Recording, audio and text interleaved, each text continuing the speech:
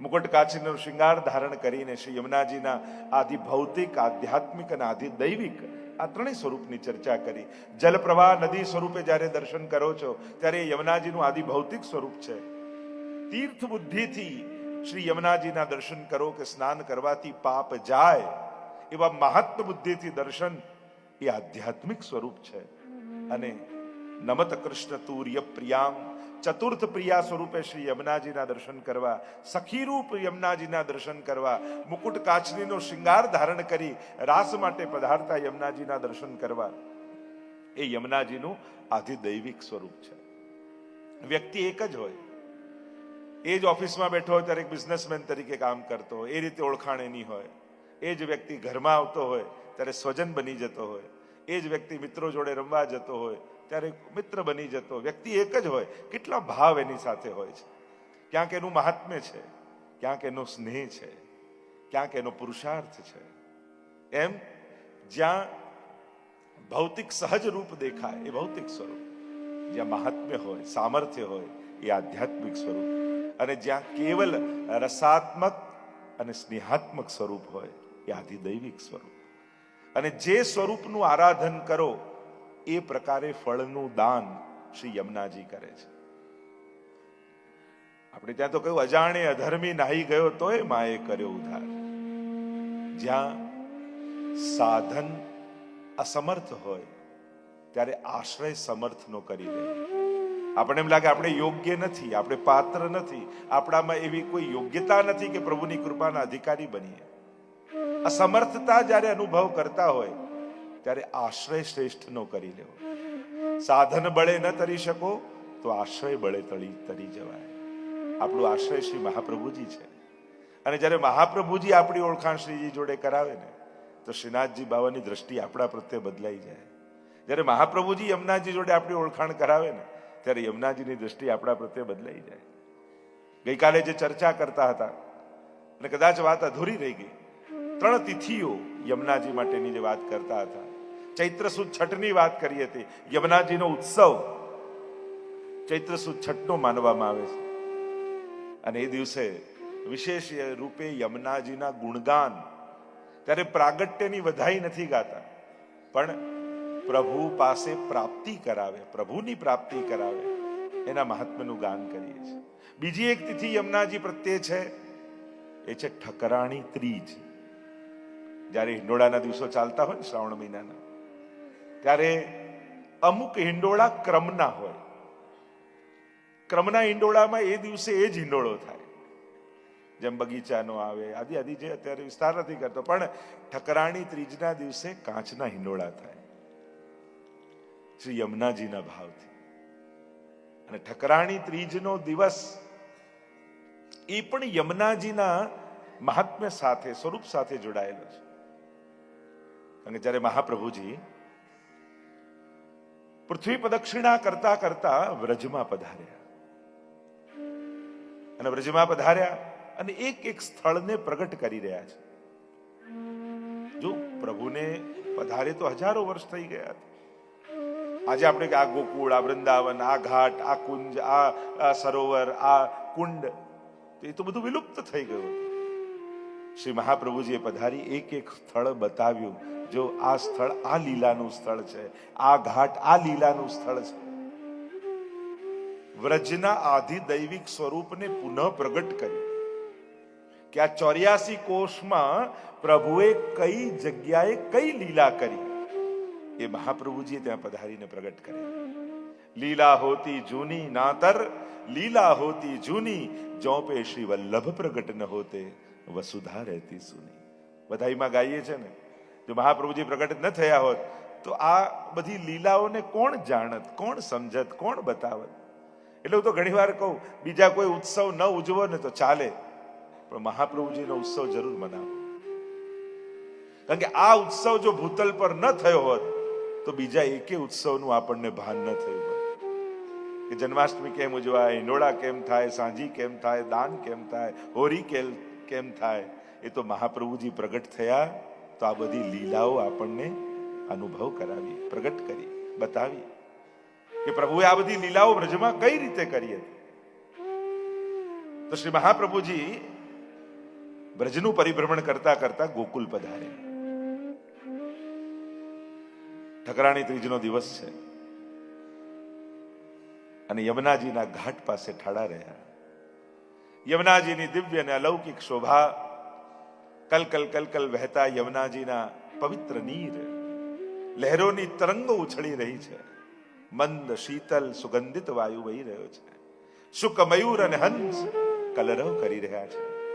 તટ ઉપર ઉગેલા નવીન વનો અને એના ઉપર લાગેલા વૃક્ષો પર લાગેલા પુષ્પો પડી પડી માનો યમુનાજીનું પૂજન કરી રહ્યા છે. કઈક અલૌકિક આભા અને શોભા યમુનાજીની લાગે છે. દમલાજી સાથે છે. સહજમાં જિજ્ઞાસા પ્રગટાવી મહાપ્રભુજી કે દમલા, યા મેં ગોવિંદ ઘાટ કોણ છો और ઠકરાણી ઘાટ કોણ છો? બંને ઘાટો એક સરખા જ છે, તો આમાં ગોવિંદ ઘાટ કયો ને ઠકરાણી ઘાટ કયો? સહજ જિજ્ઞાસા શ્રી મહાપ્રભુજીના મુખમાંથી સરી અને એટલામાં યમુનાજીની ભીતર તરંગો ઉઠવા લાગ્યા, ભ્રમરો પડવા લાગ્યા અને 16 વર્ષ યુવતી સ્વરૂપ શ્રી યમુનાજી પ્રગટ થયા. આજ મુકુટ કાચીનો શિંગાર ધર્યો છે, હાથમાં કમળની છડી છે અને આખા યમુનાજીમાં કમળો ખીલીને એક માર્ગ ઘાટ સુધી બની ગયો અને કમળ ઉપર ચરણ પધરાવતા પધરાવતા શ્રી યમુનાજી ઘાટ પર પધાર્યા અને કમળની છડી દ્વારા સંકેત કર્યો, શ્રી વલ્લભ, આ ગોવિંદ ઘાટ છે, આ ઠકરાણી ઘાટ છે. અને એ સમયે પ્રગટ યમુનાજીના સાક્ષાત દર્શન શ્રી મહાપ્રભુજી પોતાના નેત્રોથી કર્યા. હૃદયમાં માનો યમુનાજીનો રસ ઉભરાવા લાગ્યો અને ક્ષણવારમાં અદ્રશ્ય થયેલા એ યમુનાજી શ્રી મહાપ્રભુજીના હૃદયમાં જઈને બિરાજી ગયા અને જ્યાં શ્રી વલ્લભના હૃદયમાં બિરાજ્યા અને એ યમુના રસ હૃદયમાં સમાયો નહીં અને શ્રી યમુનાજીના દિવ્ય અને અલૌકિક સ્વરૂપ જે નેત્રોથી દર્શન કરી રહ્યા હતા મહાપ્રભુજી, એ શબ્દ બની યમુનાષ્ટક રૂપે પ્રગટ થવા લાગ્યા. યમુનાષ્ટક એ યમુનાજીનું વાંગમય સ્વરૂપ છે. જેમ શ્રીમદ ભાગવત એ શ્રીનાથજીનું વાંગમય સ્વરૂપ કહેવાય, શબ્દમય રૂપ, એમ યમુનાષ્ટક એ સાધારણ કોઈ કલ્પના નથી. એ જ યમુનાજીનું વાંગમય સ્વરૂપ શ્રી મહાપ્રભુજીના મુખે પ્રગટ થયું છે.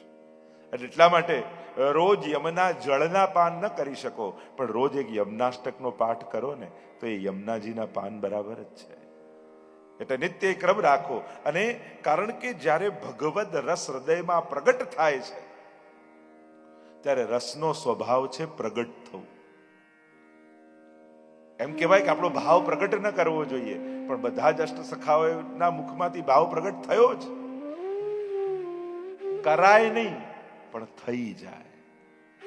આ સમાધિ ભાષામાં જેમ વ્યાસજીએ ભાગવતજીના દર્શન કર્યા અને ભાગવત પ્રગટ કર્યું, એમ મહાપ્રભુજીએ પ્રગટ નેત્રોથી, એ તો સમાધિ ભાષામાં થયું, આ તો પ્રગટ નેત્રોથી યમુનાજીના દર્શન કર્યા છે. જેમ શ્રીનાથજી સાથે પ્રથમ મિલન ગિરિરાજજી પર છે, એમ યમુનાજી સાથે પ્રથમ મિલન એ ગોકુલમાં છે મહાપ્રભુજી. એ ઠકરાણી ત્રીજનો દિવસ હતો, જે દિવસે યમુનાષ્ટકનું પ્રાગટ્ય શ્રી મહાપ્રભુજીના મુખે થયું. રચના નથી કરી મહાપ્રભુજીએ, પ્રગટ્યું છે. રચના અને પ્રાગટ્યમાં ફરક છે. રચના તો રચયિતા વિચારી વિચારીને લખે, રચે, અને એમાં એની પ્રભાવ, એની વાણીની છાપ, એના વિચારોની છાપ દેખાતી હોય. એટલે કે રચનામાં રચયિતાનો પ્રભાવ દેખાય, પ્રાગટ્યમાં મૂળ સ્વરૂપનો પ્રભાવ દેખાય. એના અક્ષરે અક્ષરમાં જેની સ્તુતિ કરી છે એનો અનુભવ થાય. અને આચાર્યોની વાણી અને ભગવદીઓની વાણીનો પ્રભાવ એ છે. જો આજે પણ ઘણા કવિ સુંદર રીતે રચના કૃષ્ણ માટે લખી શકતા હશે, એ ઉત્તમમાં ઉત્તમ કલ્પનાઓ કરીને રચના કરી શકે, પણ વ્યક્તિની કલ્પના સામેવાળાની કલ્પના બનાવી શકે, પણ ભગવદીઓનો અનુભવ એ તમારો અનુભવ બનાવી શકે છે. અષ્ટસખાની વાણીની મહત્તા કેમ છે? કારણ કે એમની જે કીર્તનો છે એ કલ્પના નથી, એમના અનુભવ છે. જે નેત્રોથી જોયું એ ગાયું છે. એમ આચાર્યોની વાણીનો પ્રભાવ એ છે કે આજે 550 વર્ષ બાદ પણ યમુનાષ્ટક ગાઓ તો યમુનાજીનો અનુભવ કરાવે એવો પ્રભાવ યમુનાષ્ટકમાં છે. આ મહત્તા છે. એટલે આચાર્યોની વાણી એ કેવલ કોઈ સમય પૂરતી, કોઈ કાળ પૂરતી યા કોઈ વ્યક્તિ પૂરતી નથી હોતી. નિમિત્ત કોઈ થાય, ગીતાજી માટે અર્જુન નિમિત્ત થાય, પણ અર્જુન માટે થોડી છે. એમ શ્રી યમનાષ્ટકનું પ્રાગટ્ય આ ઠકરાણી ત્રીજના દિવસે થયું છે. એટલે ઠકરાણી ત્રીજના દિવસે વિશેષ યમુનાજીનું મહાત્મ્ય કહેવાય છે. અને ત્રીજો દિવસ યમુનાજી માટે એ છે ભાઈ બીજનો દિવસ. પ્રસિદ્ધ કથા છે, પુરાણોમાં જે કથા આવે છે, યમરાજાને ભોજન કરવા માટે બોલાવ્યા છે પોતાને ત્યાં. આજે પણ આપણે ત્યાં ક્રમ હોય ને, ભાઈ બીજનો દિવસ હોય એટલે ભાઈ જમવા માટે આવે. યમરાજા આવ્યા ભોજન કરવા માટે અને કહ્યું માંગ.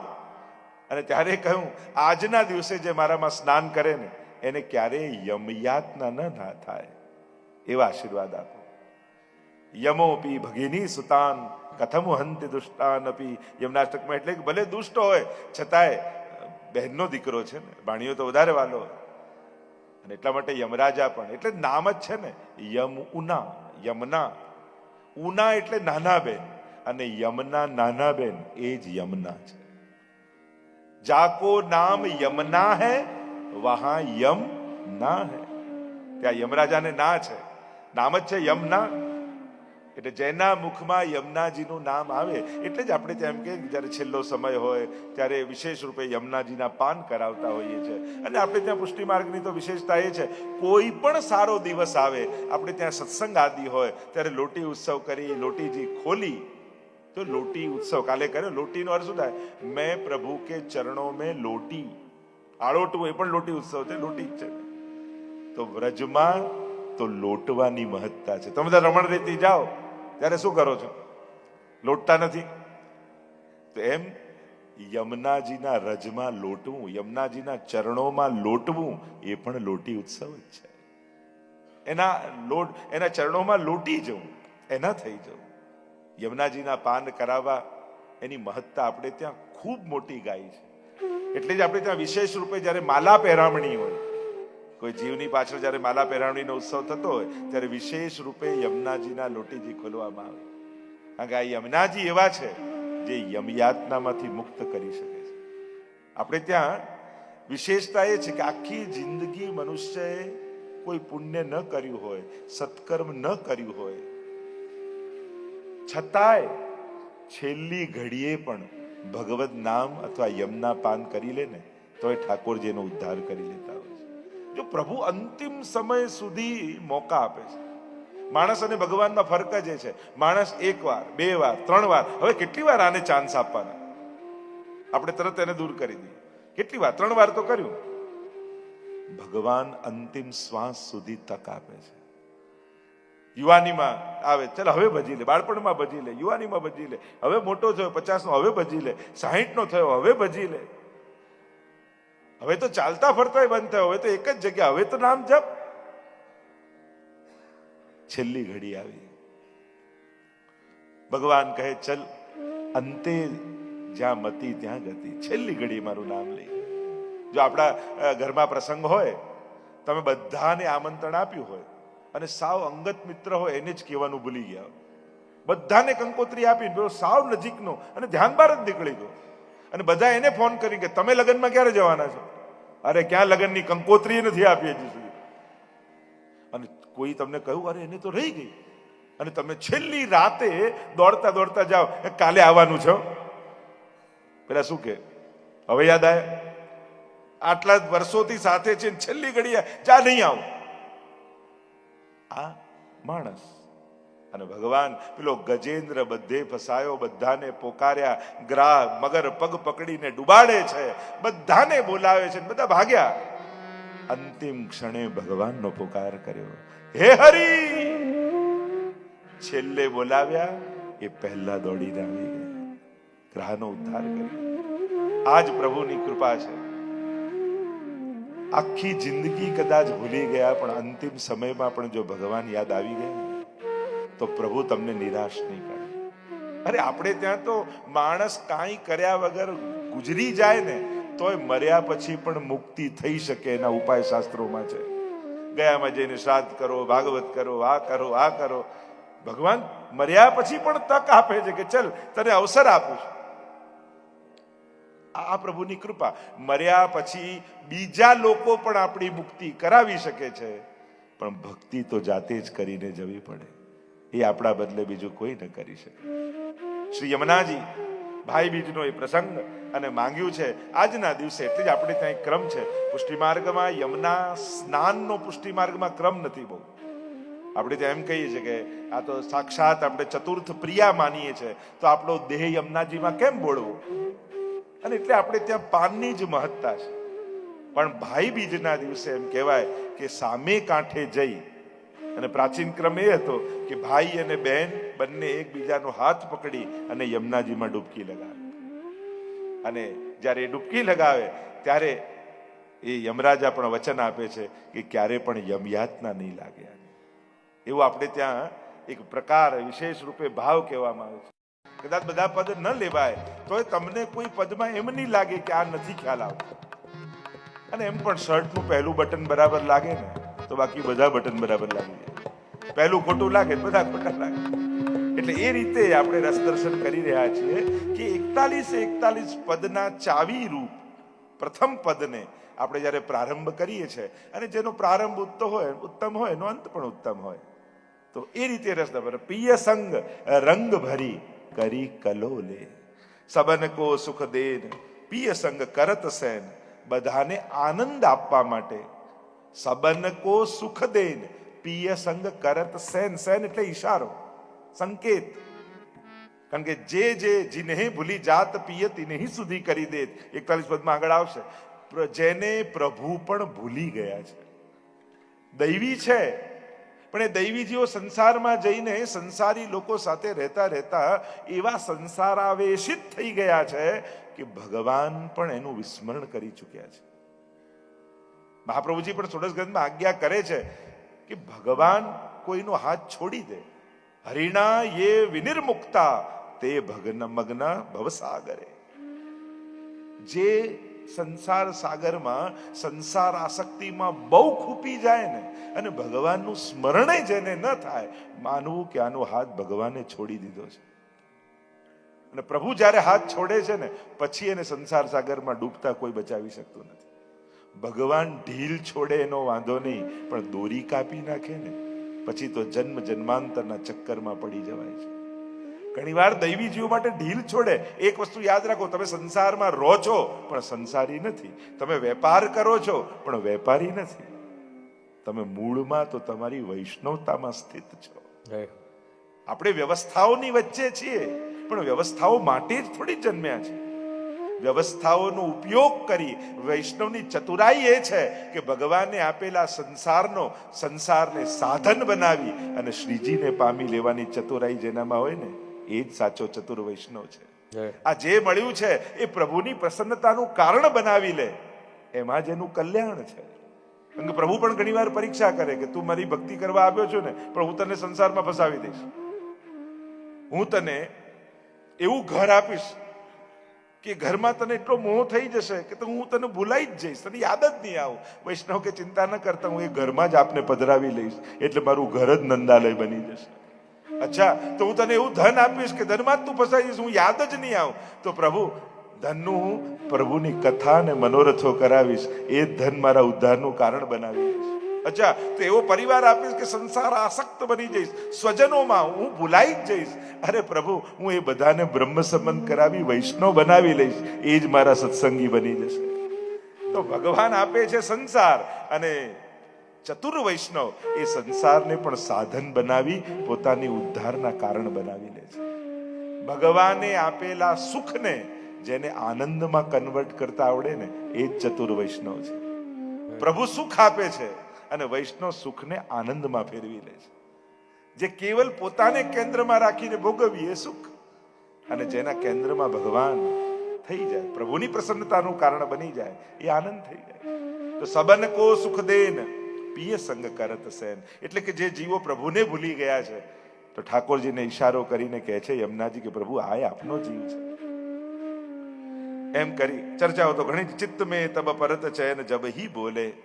અને જ્યારે બોલે ત્યારે ચિત્તમાં હૃદયમાં આનંદ વ્યાપે છે. અતિ સુખ કરન દુઃખ સંબંધ કે હરન તો અતિ સુખ કરન. એવા શ્રી યમુનાજી કેવા છે? અતિ સુખ કરન છે. પણ સબ બાત ઇનકે હાથ. એક હોય છે સુખ કરણ અને બીજું અતિ સુખ કરણ. યમુનાજી બંને આપે. સંસારના સુખ માંગશો તો એ પણ આપશે, પણ અતિ સુખ કયું છે? જે સુખ શાશ્વત હોય એ અતિ સુખ છે. હું તો ઘણી વાર કહું ને, ભેગું કરેલું એને જ કહેવાય જે ભેગું આવવાનું હોય. આપણે એવું ભેગું કરીએ છીએ જે મૂકીને જવાનું છે. વિચાર કરજો, મેં જીવનભર પરિશ્રમ કરીને એવું કંઈક ભેગું કર્યું જે મારી ભેગું આવે. હંમેશા જીવનભર ઘણીવાર પુરુષાર્થ કરી, મહેનત કરી, આપણે બધું જ કરીએ જરૂર, પણ એ આપણા ઉદ્ધારનું કારણ બને એનો પ્રયાસ કરો. કેવલ ભોગનું કારણ ન બની જાય, ક્યાંક આપણા બંધનનું કારણ ન બની જાય, એની પણ સાવધાની રાખવી. એટલે જીવનમાં સત્કર્મ, ભક્તિ, આ બધું અને બધું ભેગું જ થાય છે. ઘણી વાર લોકો કહે પહેલા બધું લૌકિક બધું ગોઠવી લઈને પછી અલૌકિક કરીશું. આવા વારા ફરતી કાંઈ થતું નથી. બધું ભેગું ભેગું જ હોય છે. પછી એક વ્યક્તિ મળ્યા, મને કહેતા હતા હું કર્મ કરું છું ને આ મારા વાઈફ ધર્મ કરે છે. બધું આવું છૂટું ના પાડશો, ધર્મ અને કર્મ ભેગા જ રાખો. કર્મ કરતા કરતા તક મળે ને ત્યારે ધર્મ કરી લેવા. પણ એવું પ્લાન કરશો કે ના બધું થાય, રિટાયર્ડ થાવ પછી આ કરું, પછી કાંઈ થતું નથી. શરીર ચાલતું હોય ને ત્યારે જ બધું થાય. એટલે જ જ્યારે શરીર સારું ચાલે છે ને, યાત્રાઓ કરી લો, મનોરથો કરી લો, ઉત્સવો કરી લો, કથાઓ કરી લો. કારણ કે જ્યારે શરીર નહીં ચાલે તો કંઈક સારું યાદ કરવા માટે રહેશે. નહીં તો બેઠા બેઠા યાદે શું કરશો જ્યારે શરીર નહીં ચાલે તો? ઘણા મોટી ઉંમરે કહે ને આખો દિવસ ખરાબ, તો ખરાબ જ વિચાર આવે ને. સારા વિચાર આવે એવું કંઈક ભેગું કર્યું છે. એટલે સારા સંસ્મરણો ભેગા કરવા જીવનમાં, સારી યાદો ભેગી કરવી. કારણ કે જ્યારે મોટી ઉંમરમાં શરીર નહીં ચાલે ત્યારે આ યાદોના સહારે જ દિવસો કાપવાના છે. અને સારા સંસ્મરણો ભેગા હશે તો ઘડપણ સારું જ હશે. અને સારા સંસ્મરણો ભેગા નહીં કર્યા હોય અને શરીરે નહીં ચાલતું હોય તો ઘડપણ બહુ આકરું બની જશે. અને એટલા માટે જ્યારે શરીર ચાલે છે, સંજોગો સારા હોય ને ત્યારે સત્કર્મો કરી જ લેવા. અને સારા સંજોગો કોને કહેવાય? સૌથી પહેલું જેમાં શરીર તમારા સંકલ્પોને પૂરું કરવા માટે સામર્થ્યવાન હોય તો માનવું સારો સમય ચાલે છે. કે શરીરથી દોડી શકો છો તમે તમારા મનોરથો, તમારા સત્કર્મો, તમારા સુખ ભોગવી શકો છો. અમુક વસ્તુ અમુક સમય મળે ને તો જ એની મહત્તા છે. હવે તમારી ઈચ્છા હોય બહુ સારી કાર મારે વાપરવી છે, પણ તમે છેક 80 વર્ષના થયા અને પછી દીકરાએ ગિફ્ટ આપી તો કામની શું? પછી તો નાનકડી કાર હોય મોટી, 4 જણા પકડીને બેસાડવાના હોય તો ગમે તેટલી સાકાર કરવાનું શું? સુખ પણ યોગ્ય સમય મળે ને તો જ સુખ છે. એટલે સૌથી પહેલા શરીર ચાલુ તો માની લેજો કે સારો સમય. બીજું, તમારા સંકલ્પ પૂરા કરવા માટે ઠાકોરજી તમને સામર્થ્ય આપ્યું હોય તો માનજો કે સમય સારો છે. કે હમણાં સારો સમય ચાલે છે તો લાવ સત્કર્મ કરી લો. હવે તકલીફ એ છે, પુણ્યો ખર્ચ્યા વગર સુખ આવતા નથી. પૈસા ખર્ચીને સુખ નથી આવતું, પુણ્યો ખર્ચીને આવે છે. અને એટલા માટે જ્યારે સુખ ભોગવવામાં પૈસા કેટલા ખર્ચા એનો તો હિસાબ રાખીએ, પણ સુખ ભોગવવામાં પુણ્ય કેટલા ખર્ચાઈ ગયા એનો તો આપણે હિસાબે નથી કરતા. અને એટલા માટે પુણ્યોનો હિસાબ રાખ. એટલે આપણે ત્યાં ક્રમ શું હતો? કોઈ પણ સારો પ્રસંગ આવે તો પહેલા સત્કર્મ કરતા, બ્રાહ્મણ ભોજન કરાવો, ગરીબોને દાન આપો, ઠાકોરનો મનોરથ કરાવો. આ કેમ? કારણ કે સાંજે મારે સુખ ભોગવવામાં પુણ્યો ખર્ચવાના છે તો લાવ સવારે પુણ્યો બાંધી લઉં. શ્રી પ્રભુને પ્યારા શ્રી યમુનાજીના લાડીલા એવા રસિક સત્સંગી વૈષ્ણવોને જે શ્રીના આ વચનામૃત ગમ્યા હોય તો આ વિડીયોને લાઈક કરજો, શેર કરજો અને કમેન્ટ બોક્સમાં જય શ્રી કૃષ્ણ જરૂર લખજો. અને મારી ચેનલ શ્રી વલ્લભને સબસ્ક્રાઇબ કરવાનું ભૂલશો નહીં. સર્વે વહાલા વૈષ્ણવોને ભાવથી જય શ્રી કૃષ્ણ.